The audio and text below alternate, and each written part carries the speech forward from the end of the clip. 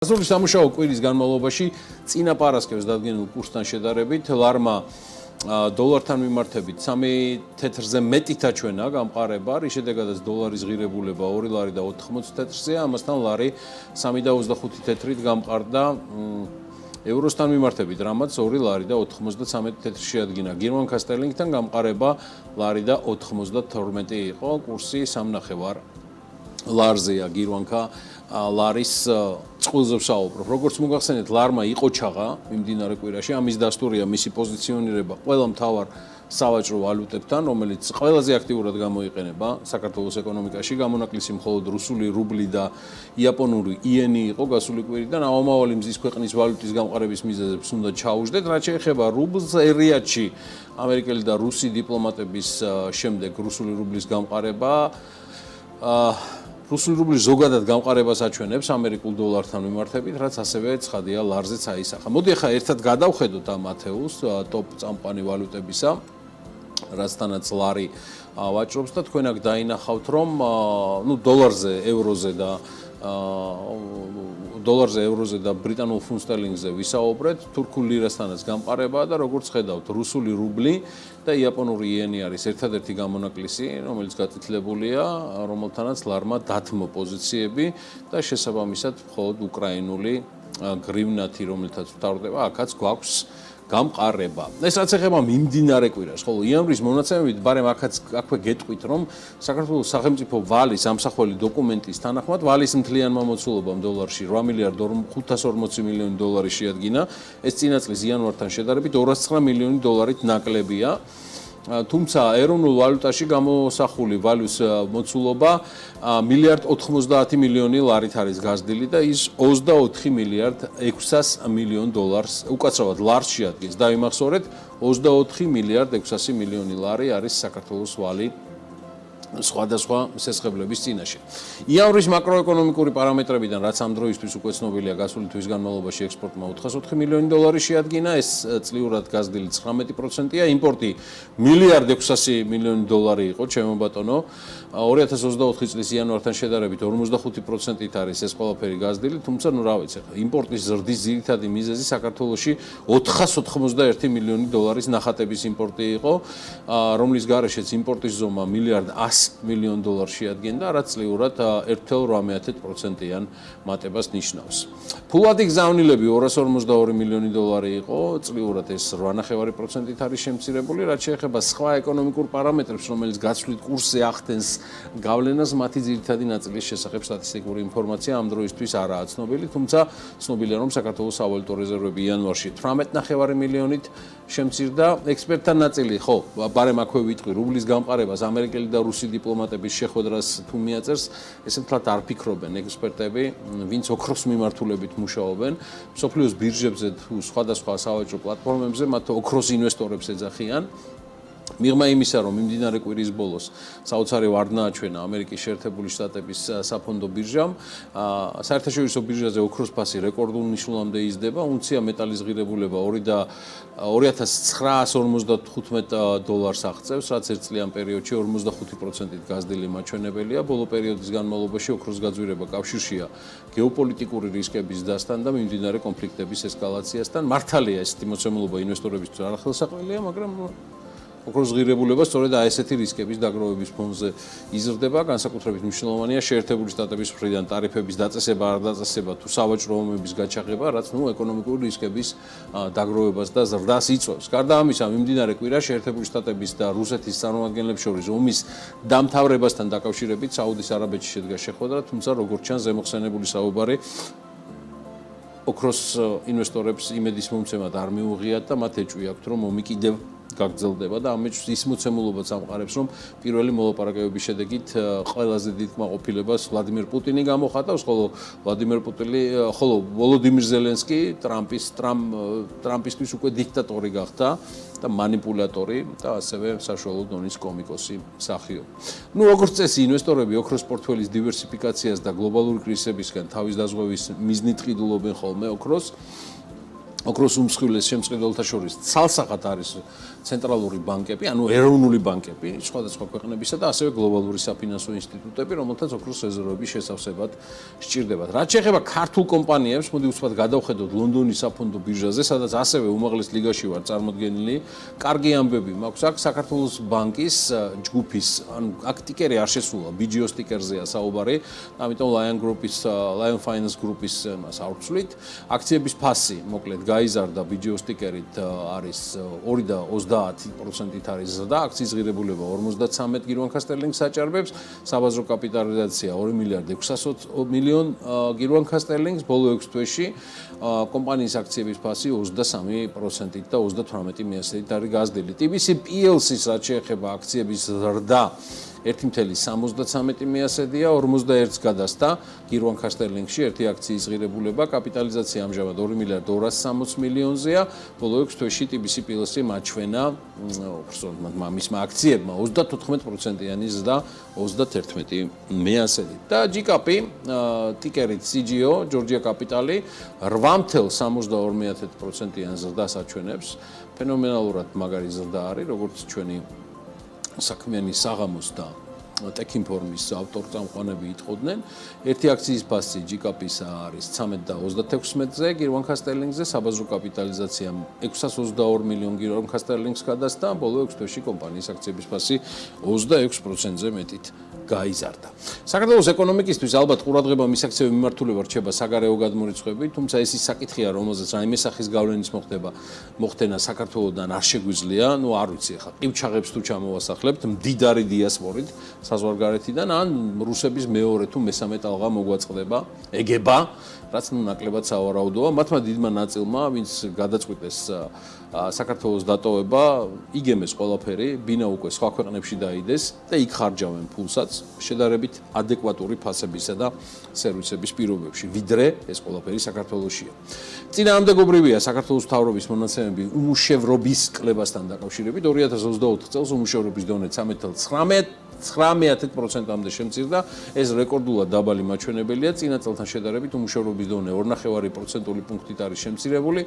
სტატისტიკა აჩვენებს, რომ უმუშევრობა ქვეყანაში ბოლო წლებში იქლებდა და გამონაკლისი მხოლოდ პანდემიური 2021 წელი იყო, როცა უმუშევრობის დონემ 20%-ს გადააჭარბა, რაც COVID პანდემიას უნდა უკავშირდებოს. COVID პანდემიაზე მოგვიანებით აქ ერთ გეტყვით, რომ ახლა ზუგდიდის ბოტანიკური ბაღის გუშაგებიდან დაწყებული სხვა მიმართულებით ხალხის დასაქმებას ქაღალზე რეალურად კი ფულის გაწერას პოლიტიკურად ლოიალურ პირებზე თუ გავაგრძელებთ, მალე შეიძლება ნაღდად ახდეს ირაკლი კობახიძის ოცნება და საქართველოში სტატისტიკური ნულოვანი უმუშევრობა მივიღოთ.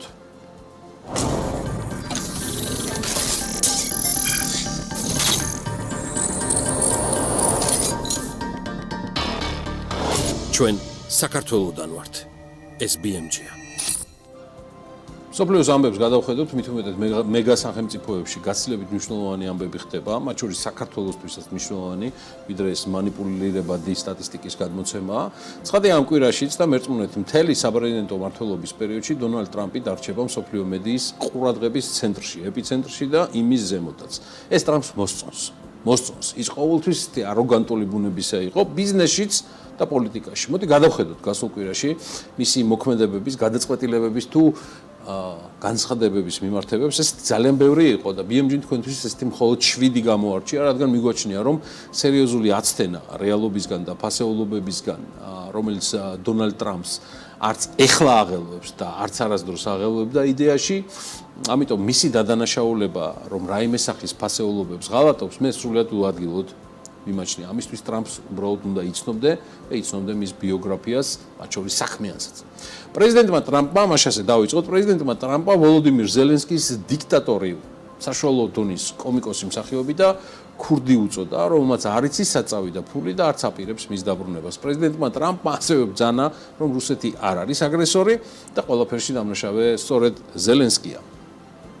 რადგან მას არ სურდა სამშვიდობო შეთანხმება რუსეთთან, ტრამპის განკარგულებით გაიმართა მოლაპარაკებები, მათ შორის უკრაინის თემაზე, ამერიკელ და რუს დიპლომატებს შორის, მაგრამ ამ მოლაპარაკებებზე არ იყო წარმოდგენილი თავად სახელმწიფო უკრაინა და ხო, არ დაგვავიწყდეს, რომ ის დაემუქრა უკრაინას, ანუ ტრამპი, რომ გაუთიშავს სატელიტურ კავშირს Starlink-ს, თუ ის არ მოაწერს ხელს ხელშეკრულებას სასარგებლო წიაღისეულზე და მინერალების გადმოცემაზე. ტრამპმა ასევე გასცა განკარგულება, რომ ოვალური საპრეზიდენტო ოთახიდან თეთრ სახლში გაეტანა სპეციალური წმენდისთვის რეზოლუტის სახელით ცნობილი ისტორიული საპრეზიდენტო მაგიდა, რომელსაც შეეხო მილიარდერ ილონ მასკის მცირეწლოვანი შვილი. შეეხო რა? ცხვირის მოხოცვისას მთელი გამონადენი, რასაც ქართველები ბოდიში მომითხოვია და ღვინც ვეძახით, შეაწმინდა საპრეზიდენტო მაგიდას იქვე მჯდომი პრეზიდენტი ტრამპის გვერდი გვერდ. პრეზიდენტი ტრამპი სხვათა შორის ამ კვირაში ბავშვის ცხვირიდან გამონადენის გარდა წუხდა ჰამასისთვის გაგზავნილი პრეზერვატივების შესახებ, რომელზეც მისი დათვლით ამერიკამ არა 50, არამედ მთელი 100 მილიონი დოლარი დახარჯა. მაგრამ აპოგეა მაინც იყო აი ეს ფოტო. აი ეს ფოტო, რომელიც გამოდო თეთრი სახლის ოფიციალურმა სხვადასხვა სოციალურ მედია ანგარიშებზე არხებზე, ეს მისი ფოტოა, რომელსაც აწერია, მოდი სრულად ვაშენოთ, რომელსაც სრულად აწერია დიდება მეფეს. ვიდრე ხა შემომესევით თუ დამესევით. სიტყვა სიტყვით ამ ფოტოზე დატანებული წარწერა Long live the king ნიშნავს დიდხანს სიცოცხლე მეფესა. აი ესე. გონი ზუსტად 7 ამბავი გამოვიდა ამასობაში. ხო, მეფეზე გამახსენდა, რომ ბრაზილიის პრეზიდენტმა ლუის ინასიო ლულა და სილვა მისი განცხადებით, შეერთებული შტატების პრეზიდენტი დონალდ ტრამპი ცდილობს მსოფლიოს იმპერატორი გახდეს. ის ცდილობს ყველა ქვეყნის საქმესა და ყველა საჯარო პოლიტიკაში ჩაერიოს, აღნიშნა ბრაზილიის პრეზიდენტმა და მან დონალდ ტრამპს მოუწოდა გააცნობიეროს, რომ თითეული ქვეყნის სუვერენიტეტს პატივი უნდა სცეს. მე ვერ გეტყვით, რა რეაგირება ექნება დონალდ ტრამპს. ბრაზილიის პრეზიდენტის ამ განცხადებაზე, თუ მას წააკითხებენ საერთოდ ბრაზილიის პრეზიდენტის აი ამ მკვეთრ პოზიციას. იდეაში არც პორტუგალიურ ენას ვფლობ, რომ ცნობილ სამასოზე გაგზავნა თარგმნო დონალდ ტრამპისგან ბრაზილიის პრეზიდენტისა, რაც მერწმუნეთ ასევე არ უჭირს საჯაროდაც მისტერ ტრამპს. მოდი მოვისმინოთ ამერიკის პრეზიდენტის ბოლო განცხადებები სწორედ უკრაინის თემაზე. კარგი საუბარი მქონდა რუსეთის პრეზიდენტთან პუტინთან და კარგად არ წარიმართა ლაპარაკი უკრაინასთან. მათ არ აქვთ რაიმე კოზირები, მაგრამ ძიმე დათამაშებენ საკუთარ პოზიციებს. მაგრამ ამის გაგრძელებას არ დაუშვებთ, რადგან ეს ომი საშინელებაა. ეს არის ომი, რომელიც არასდროს მოხდებოდა მე რომ პრეზიდენტი ვყოფილიყავი. ამიტომ მინდა ის დამთავრდეს მეც და მთელი მსოფლიოსთვის ეს საკმარისია და მიუღებელიც. ხო, დიპლომატიის საფუძვლებს და ეპიზოდურად შემორჩენილ კლასიკურ ურთიერთობებს რომ დაუბრუნდეთ, ამისთვის უნდა მივმართოთ ამერიკის მოქმედ სახელმწიფო მდივანს, მარკო რუბიოს, რომელსაც უწევს პრეზიდენტ ტრამპის მკვეთრი განცხადებების დიპლომატიურ ენაზე გადაყვანას და იმავდროულად განმარტებების გაკეთებას, რომელიც შედარებით ადეკვატური აღქმის საფუძველს და ფრთხილ ოპტიმიზმს usახავს მსოფლიო საზოგადოებას პრეზიდენტი ტრამპის ეს მკვეთრი განცხადებების და გადაწყვეტილებების ფონზე. აი მაგალითად მიუხედავად იმისა, რომ გასულ კვირაში ამერიკის კონგრესში ოფიციალურად დარეგისტრირდა კანონპროექტი, რომლის მიხედვითაც შეერთებული შტატები გაეროს რიგებს, ანუ გაეროს წევრობას დატოვებს, მარკო რუბიო კვირის ბოლოსკენ აი ესეთ განცხადებას აკეთებს და აანონსებს, რომ ორშაბათს, ანუ ხვალ, რუსეთ-უკრაინის ომიდან 3 წლის შემდეგ შეერთებული შტატები გაეროში ისტორიულ რეზოლუციას წარადგენს. პრეზიდენტ ტრამპს რუსეთ-უკრაინის ომის დასრულება მტკიცედ აქვს გადაწყვეტილი და მზად არის გადაწყვეტისთვის, რომელიც ხანგრძლივ მშვიდობას გამოიწვევს და არა დროებით პაუზას.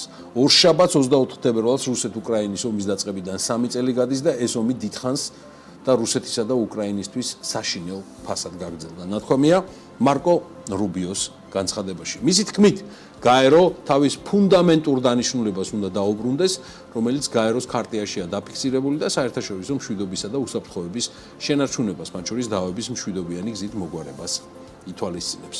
მინდა გაგიზიაროთ საკმაოდ საინტერესო ინტერვიუს ამონარიტი. საუბარი შედგა ამერიკის სახელმწიფო მდივანს მარკო რუბიოს და ჟურნალისტ კეთრინ ჰერიჯს შორის. და აი რას ფიქრობს ამერიკის შეერთებული შტატების სახელმწიფო მდივანი მარკო რუბიო თუ რატომ გაფუჭდა ურთიერთობები უკრაინას და შეერთებულ შტატებს შორის. როცა პრეზიდენტი ტრამპი ამბობს, რომ პრეზიდენტი ზელენსკი არის დიქტატორი არჩევნების გარეშე, თქვენ რას ფიქრობთ ამის თაობაზე? მე ვფიქრობ, რომ პრეზიდენტი ტრამპი არის ნაწყენი პრეზიდენტ ზელენსკიზე და მინდა გითხრათ სამართლიანადაც. პირველი, ჯო ბაიდენსაც ჰქონდა იმედგაცრუება პრეზიდენტ ზელენსკიზე და არ უნდა დაგვავიწყდეს ესეც. მედია წერდა ამის შესახებ, თუ როგორ ზარებს იღებდა ის ზელენსკისთან, ან იგივე მედია წერდა, რომ იმის მაგივრად ზელენსკის მადლიერება გამოეხატა, ის მუდმივად ამბობდა, თუ რა დახმარებას არ იღებდა, ან ვერ იღებდა ის. მეორე, რაზეც მინდა გითხრათ, რომ პირადად მეც ვარ იმედგაცრუებული. არის თემა, რაზეც ამერიკის ვიცე-პრეზიდენტმა მე სამივე ვიყავით, როცა საუბრობდით გარიგებაზე. უკრაინის მინერალებთან დაკავშირებით საუბარია ერთობლივ საწარმოზე და არა რაიმე სახით ცდელობაზე ჩვენი მხრიდან რაიმე ზედმეტი მივიღოთ. და ეს გარიგება შესაძლოა ყოფილიყო ერთგვარი უსაფრთხოების გარანტიაც უკრაინისთვის. მიღმა ამისა, ანუ ეკონომიკისა არის თემა, რომ ჩვენ უკან მივიღებთ იმ თანხებს, რაც ჩაიდო უკრაინაში. დაახლოებით 200 მილიარდი დოლარის სახით და თან გამოვიდოდა, რომ ჩვენი ინვესტიციაც გავაკეთეთ უკრაინის უსაფრთხოებაში და ზელენსკიმ შეხვედრისას გითხრა, რომ კი ბატონო, მზად ვარ. გარიგებისთვის ერთადერთი ჩემს საკანონმდებლო ორგანოს უნდა შევუთანხმო ყველაფერიო. და ორ დღეში ვკითხულობ, რომ ზელენსკი ამბობს და არ ვაპირებ ხელი მოვაწერო. ასეთი რამ იმ შეხვედრაზე საერთოდ არ ყოფილა. საერთოდ, ხო და ამან გამოიწვია იმედგაცრუება და არ მინდა წარმოჩინდეს, რომ ჩვენ არ გვაღელვებს რა ხდება უკრაინაში, მაგრამ არც ის დაგვავიწყდეს, რომ უკრაინა სხვა კონტინენტზე მდებარეობს და იქაური პრობლემები პირდაპირ არ აისახება ამერიკელების ყოველდღიურობაზე. პირიქით, ჩვენ ეს გვაღელვებს. ეს ეხება ამერიკის მოკავშირეებს და მშვიდობას მსოფლიოში, მაგრამ აქ რაიმე სახის მადლიერებას უნდა ვხედავდეთ და ასეთი დამოკიდებულება უკიდურესად კონტრპროდუქტიულია. და მე მგონი, არ მჭირდება იმის ახსნა, რომ დონალდ ტრამპი, პრეზიდენტი ტრამპი არ არის ის მმართველი, რომელიც ამას გაატარებს ან მიიღებს. ის გულწრფელია და ყოველთვის ამბობს, რასაც ფიქრობს და გზავნის კონკრეტულ მესიჯებს, რომ სურს მშვიდობაზე იმუშაოს, რადგან ადარდებს უკრაინა და ეიმედება, რომ ზელენსკი იქნება მისი პარტნიორი ამ საქმეში, ხოლო ისეთი უკავშირის მიღება უკრაინის მხრიდან, რაც მივიღეთ, არ იმუშავებს, ეს არ იქნება პროდუქტიული. არის თუ არა რაიმე გაწერილი დროში, როდის შეიძლება პრეზიდენტები ტრამპი და პუტინი შეხვდნენ. იცით, ეს თემა იყო წამოწეული ჩვენს შეხვედრაზე რუსეთის დელეგაციასთან, რაც ჩვენ თქვით გარკვევით, თუმცა მერე ვნახეთ, რომ ამას რუსები მიიწერენ. იყო შემდეგი შეხვედრა არ შეიძლება იყოს ორგანიზებული შეხვედრისთვის და ის უნდა იყოს მომზადებული. ელით ამ შეხვედრას ცოტა მოგვიანებით ამ წელს. ვერ გეტყვით, არ ვიცი ზუსტი დრო, მაგრამ პრეზიდენტებს შორის შეხვედრა უნდა შედგეს რაღაცისთვის. როცა ვიცით, რისთვის ხვდებიან პრეზიდენტები და რისი მიღწევა გსურს. ეს ყველაფერი დამოკიდებულია იმ შესაძლო პროგრესზე, რომელიც უკავშირდება ომის შესაძლო დასრულებას გარიგების დადებით და პრეზიდენტ ტრამპის სამშვიდობო გეგმის მიღწევით. უნდა ვიცოდეთ, რომ პრეზიდენტი ტრამპი არის ერთადერთი გლობალური ლიდერი პლანეტაზე, რომელსაც ამის მიღწევა შეუძლია. ერთადერთი. რატომ ამბობთ, რომ ის ერთადერთი ლიდერია, ვისაც ამის მიღწევა შეუძლია? იმიტომ, რომ ყველამ სცადა და არაფერი გამოუვიდა.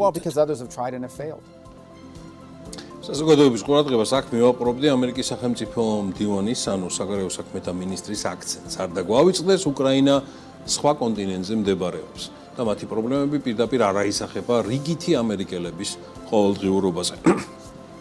ეს გასათვალისწინებელია და საფიქრალიც გვექნება საქართველოშიც, როცა პროცესები მიმდინარე წელს გლობალური გადალაგების პირობებში გამოკვეთს, რამდენად რჩება ამერიკა გარანტად მშვიდობისა იგივე ევრაზიის კონტინენტზე ევროპის საუკეთესო ინტერესებისთვის, თუ ის აირჩევს თანამშრომლობის ან სტრატეგიული კავშირების სხვა ფორმებს ტრადიციულ მოკავშირეებთან ევროპაში, რომელთა ლიდერებსაც პოლონეთის და საფრანგეთის პრეზიდენტების სახით დონალდ ტრამპი ელის აი ამ დამდეგ კვირაში თეთრ სახლში. ნახოთ რა იქნება ამ შეხვედრების შემდეგ, თუმცა რთულია არ დაეთანხმო ჩეხეთის ლიდერს და წარსულში სამხედრო გენერალს და ამჟამად ჩეხეთის პრეზიდენტ პეტრ პაველს თუ ამერიკელების სურვილი იყო, რომ ევროპა გამოსულიყო ლეთარგიული ძილის რეჟიმისგან, მათ ეს ნამდვილად მოახერხესო.